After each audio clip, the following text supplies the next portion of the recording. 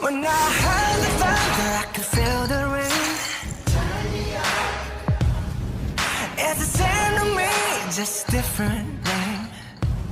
Hey guys, it's Tao. So let's talk about Scorpio a bit more. So we know that Scorpio is the second water sign. So we've got 3 water signs, first being Cancer, second being Scorpio, and third being Pisces. Now these signs are ruled by the element water, and the element water represents intuition and emotions. If I were to look at just water on its own, and if we're looking at like bodies of water, I would say Cancer is more like a lake. And whereas Scorpio is like a river, and Pisces would be like the ocean. So focusing in on the second one being the river, where, you know, when we talk about Scorpio being represented by the 8th house, which is the house of death, so it represents change, birth, death, and rebirth. So it's constantly on the move, right? It's never the same. So if you can imagine just like a river, and the river is constantly flowing, that's what's happening with the Scorpio. It's never still. Like for me personally, I focus a lot on personal growth and transformation. I always feel like I'm always so flawed that I need to keep constantly trying to improve myself. And this is the thing, and this is the hard truth, where I know that there is no like finish line, because as soon as I think I reach the finish line, there's going to be something else that I need to improve. It's like never ending, and unfortunately that's part of my issues personally, where maybe I was brought up to feel like I wasn't worthy or have no self-worth, that I have to constantly feel that I'm so flawed that I constantly feel that I need to improve myself or try to fix myself or make myself a better human. And this is the thing, because Scorpios are represented by transformation, we're constantly working on this, and if it's not this, I'm learning something. And if I'm learning something, I know that, being a Scorpio, I like to understand things, right? And we've talked about this before. I need to understand things because that's what I've been doing since a very young child, when I was scared and nobody came to make me feel safe or console me consistently. For self-defense or, for survival, my means of self-regulating or self-soothing myself is through understanding things around me, being aware of my environment and surroundings and people around me, and understanding what something is. When I understand something, it gives it meaning, and it gives me more control. Like I feel more ahead of others when I understand it already, like there's no fear for me or unknown for me to be worried about, because I understand what that is. So I've already can see what the risks may or may not be, and that understanding gives me that meaning. I can derive meaning from that. It gives me depth, gives me value, and now I have a shield because I'm doing it as self-defense, but it's a means of control, right? And this is why Scorpios are, associated with, control and power, because that's easier to attain than anything else, right? If we have the control and power there, we don't have to worry about a moment where we aren't consoled, like we were crying like hysterically when we were kids because we thought we were going to die, because it's survival, right? We don't have to deal with that terrifying situation that we never learned to deal with because we have control, But we all also understand, like I feel that being a Scorpio, the more information I have, and we learn more every day, every moment, because we understand the world and interact with the world around us and interpret the world around us by going through experiences, right? Which is every second. Like tomorrow I'm going to be someone else. Perhaps I'll be a little bit more wiser, but that layer, that extra time has given me an extra layer of protection, or a layer of depth of understanding. And what I mean by that is, for example, when you're younger, you hear the phrase ignorance is bliss, and you understand those words, contextually, but then You know, the more crap that you go through in life, the more struggles, more challenges, the more difficult things that you experience. When you're older, you think about these words, ignorance is bliss, and you're sitting there going, shit, ignorance really is bliss. And, you know, that phrase has gotten a lot more deeper because we've gone through things, you know what I mean? And this is constant with everything that we kind of absorb and understand and take in as information. There's going to be layers and layers, and things get more complex and more depth. We're building and gaining more.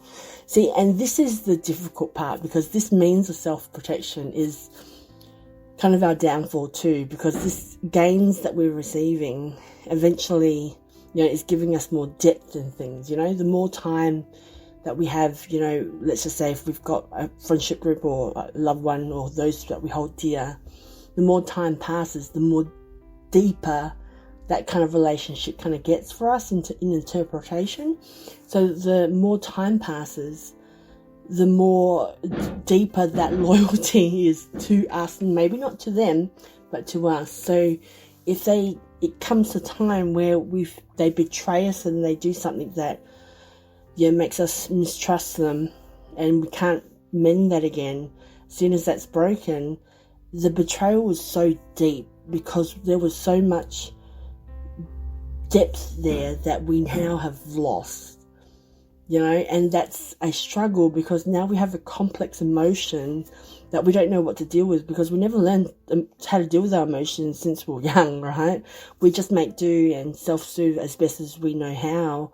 It's not the most effective or efficient way, because we're very intensely emotional one way or the other, right? We're like intense contrasting emotions. We're like tidal waves. And we know this. That's why we know that we aren't regulated. We're dysregulated.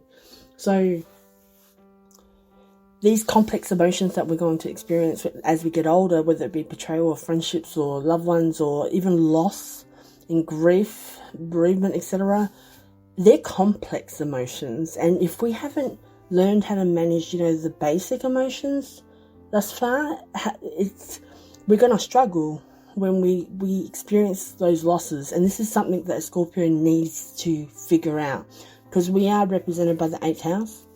We are represented by transformation and the house of death, which is loss, right? We are about gains and losses, like taxes and contracts and wealth, and it's all about, you know, that give and take. So it's essentially really important. It's not about the actual gain, the material gain or financial gain. It's about dealing with your emotions and having your emotions ready for you to be able to handle that. Because if you didn't have a very dysfunctional upbringing and you are still on the spectrum of like an awkward relationship that you form with your emotions, I guarantee you, when you experience these complex emotions, when you experience loss being a Scorpio, it's going to change how you feel about everything. And the decisions you make when you're in that emotional state could change the course of the trajectory of your future, you know what I mean? Like for me personally, like I look back at the losses that I've experienced, and I have regrets. I wish I knew better how to manage death. Like, you know, I can't blame myself because I didn't know. I shouldn't expect myself to know, because you're just going through the emotions. But what I did was, because I have this, even though I'm proud that I'm a water sign, I do have an awkward relationship with my emotions, because I know it can hijack me, because I have, you know, emotional dysregulation. I know that there are times where I will do something in my emotional state that I may regret when I've calmed down. I know that I may not be in total control, and I kind of have somewhat a small level of fear that it could be explosive at times, you know, like there's an arm's length that I kind of keep, and that's why I kind of stay in my mind quite a bit, because I kind of avoid it, because I haven't formed a comfortable, safe relationship with my emotions. I see it as kind of like terrifying, because you don't know, it's unpredictable to you. It's so chaotic, who knows what can happen, you know, it's like, ooh, unknown. You don't know how to get out of control and how you're going to be perceived and how people are going to judge you for those things, you know, because you've only had negative emotions growing up associated with your emotions. So for me, I didn't think I had an issue. Like, growing up, like, I had a very dysfunctional upbringing, but I don't think it affected me quite a bit when in my teens and my 20s. In my late 20s, that's very important. The first phase of Scorpio ends. And I talk about this, about the first stage being the pinnacle stage of you kind of trying to form your identity and who you want to be in this world, this persona, this identity, with your morals and values and ethics, etc. Because, you know, end of the first phase, the child's brain is no longer developing. Things are going to get more real and more in your face and confronting. I think at that stage, you know, because I knew who I was at that point in my late 20s, then experiencing death was a whole another thing, you know, like experiencing loss before late 20s, early 30s was more bearable. I'm not saying that's bearable for everyone, obviously it varies from person to person, but for me personally, I don't think it impacted me as much because I hadn't formed my identity yet. I didn't know anything about anything, really. I didn't know how to think about it, a lot of things. So, you know, I experienced a loss when I was 17 when my brother died.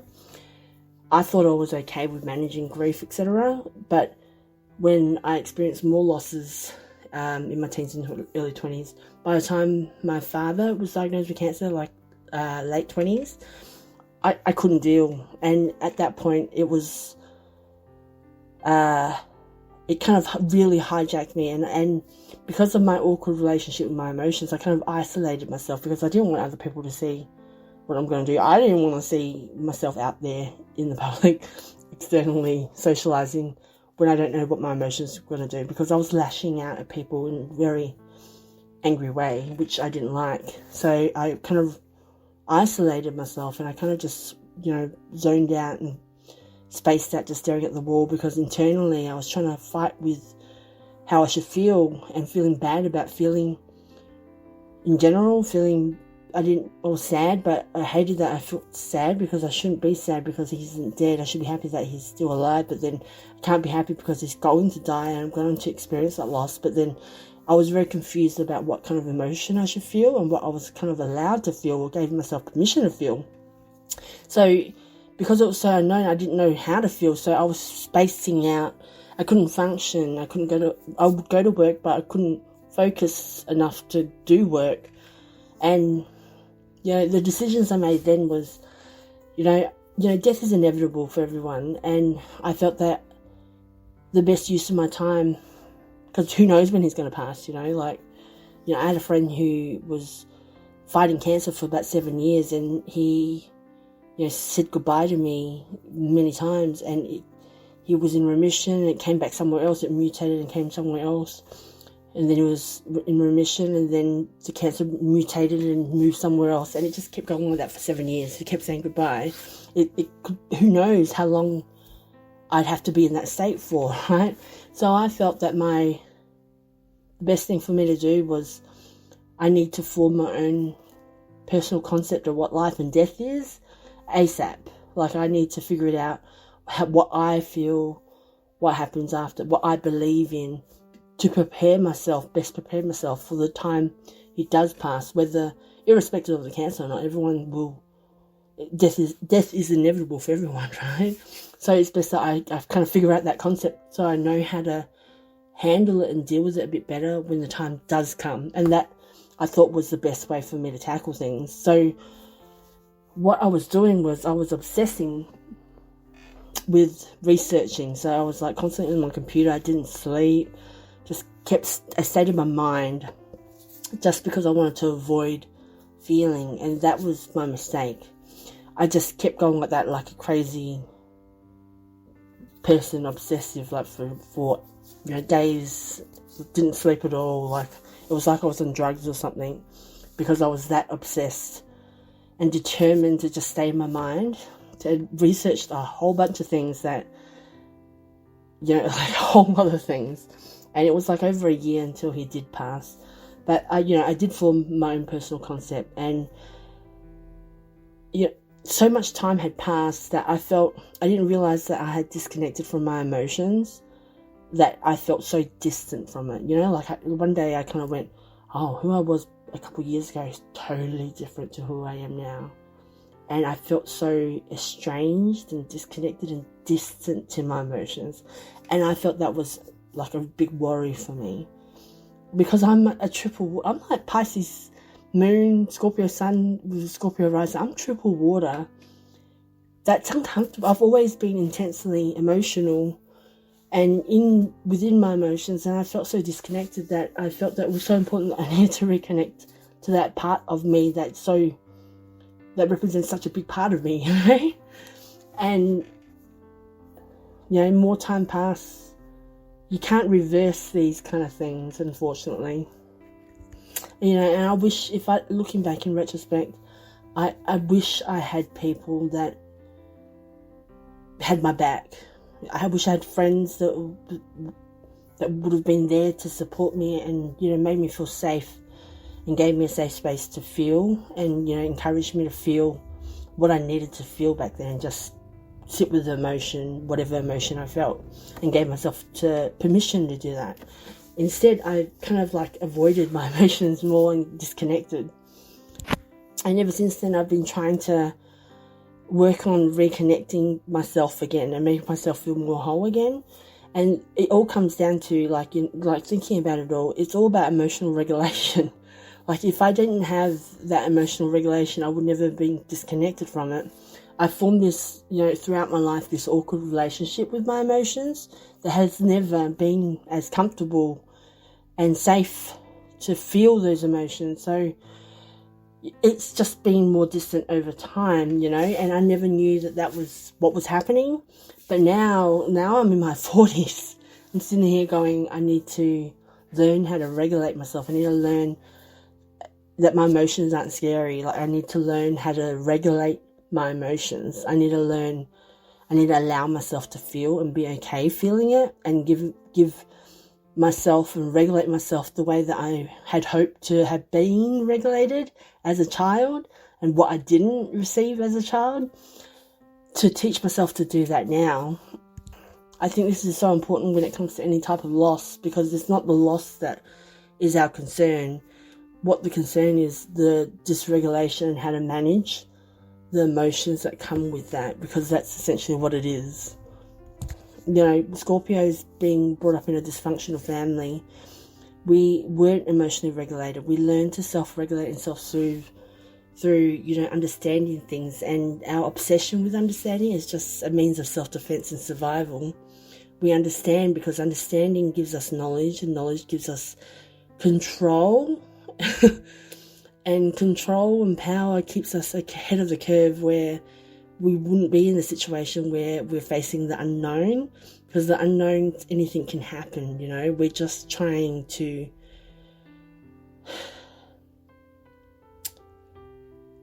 do the best we can to avoid that. And that's the thing, we're avoiding it again. And I think it's so important that we learn and we start trying to validate us the way that we would have liked when we were young, until we actually believe it. Because, it's when we talk about regulating ourselves, because we're so one or the other. It's like right hand hemisphere of the brain is where emotions and creativity and all things that are nonsensical kind of live. Left brain is our how we kind of interact with the world externally. It's where the conscious world lives. So things like, language, words, speech, science, processes, routine, planning, everything that of the conscious world is in left brain, whereas anything that doesn't make sense is and uncontrollable and chaotic is right brain. It's like we know that when the right brain fires up, we don't have left brain processes to kind of regulate it back out, to make it, okay between left and right brain. Instead, when we're not feeling the emotion, we're sitting in our left brain because it's more comfortable and we feel more at ease there because we're in control. And we try to avoid, we think so fast because we're trying to stop our emotions from catching up. We're trying to do all the left brain things before the emotions come up, because when the emotions come up, they take over and the logic's out the window. We're not using our left brain anymore. So we're always either one right brain or left brain with anything. We need to learn to use both sides at the same time to be whole. We need to learn that those tools and skills on the left side of the brain to, manage and soothe the right side of the brain, because essentially that's what it is. We feel stuck and hijacked because we can't use both left and right conscious world things and feeling at the same time, thinking versus feeling at the same time, and equally. It's always one or the other, and that's our problem. We need to learn to regulate. It's the biggest lesson that a Scorpio could ever learn. Biggest lesson that a Scorpio could ever take out of this life and that's our life, challenge, to regulate our emotions so we have that control. And when that happens, and then we can let go of needing to understand things, because we wouldn't have that fear and anxiety with the emotions gone chaotic, because we've got tools and skills to manage it effectively. So we don't explode and we don't get hijacked by our emotions. We soothe the emotions so it doesn't get so intensely, chaotic there. It doesn't go out of, it doesn't go crazy, We need that's the balance that we need between one and the other. We just need to learn the right tools from the left side of the brain, and even have the support of people and friends around you. We need people to validate our emotions. We need to voice our emotions. We need to learn words to label our emotions and talk it out loud, even for the sake of just saying that we feel whatever we feel. You don't need to, justify or why you're feeling that. You just need to state that emotion. We need to learn to have a better relationship with our emotions, that we shouldn't be so scared of it, and we're allowed to feel what we feel. We need to be okay with feeling in general. That's a relationship that we need to kind of work on, and that is helped by those validating, those people around you validating you. If you don't have that, go see a therapist, perhaps, if that's your thing. They can validate your emotions, but we need external validation to say that we can feel what we feel, and it's okay to feel that feeling. We need to put words to that feeling. You can say that I feel sad because this happened, irrespective of if it's right or wrong. You need to label those emotions with these words from the left side of your brain, so they're working in tandem as whole, so we can feel whole. Good luck, guys.